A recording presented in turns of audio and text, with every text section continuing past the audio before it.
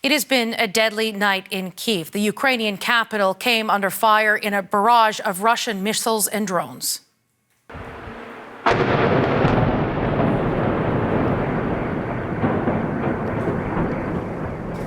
Several explosions rocked multiple locations in the city.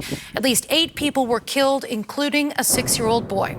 More than 80 others were wounded as well, and authorities expect the number of casualties to rise. It was not the only city in Ukraine to come under attack. The CBC's Crystal Gamansing is following this story from London. Crystal, what more can you tell us about this overnight assault?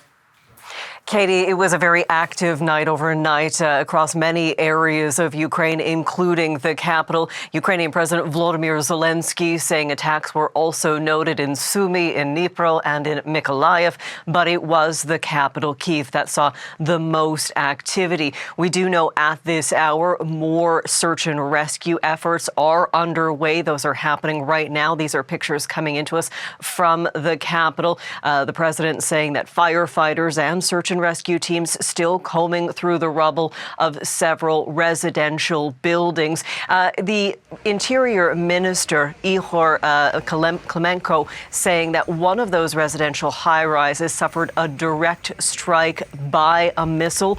Ukraine's Air Force saying that more than 300 drones were sent towards Ukraine and 8 cruise missiles.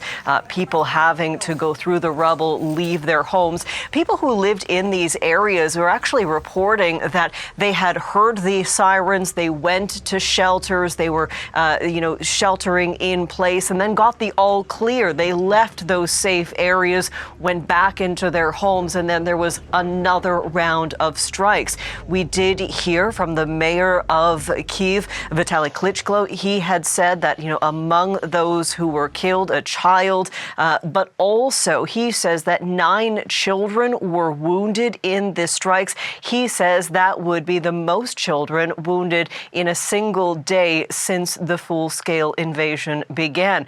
Ukraine's President Volodymyr Zelensky posting a very long message about these strikes on social media. His X post included a part of this that I want to read to you right now. He talked about the fact that the world is once again saw that Russia's response to our desire for peace shared with America and Europe.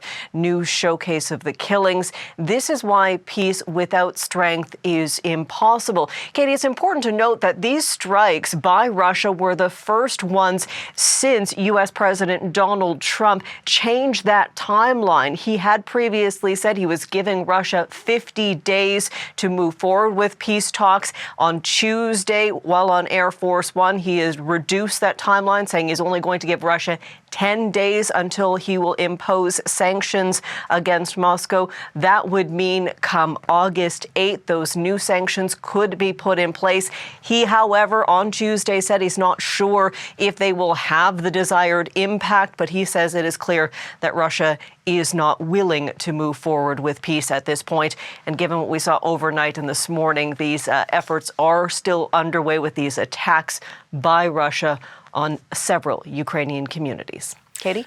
All right, Crystal, thank you. You're welcome.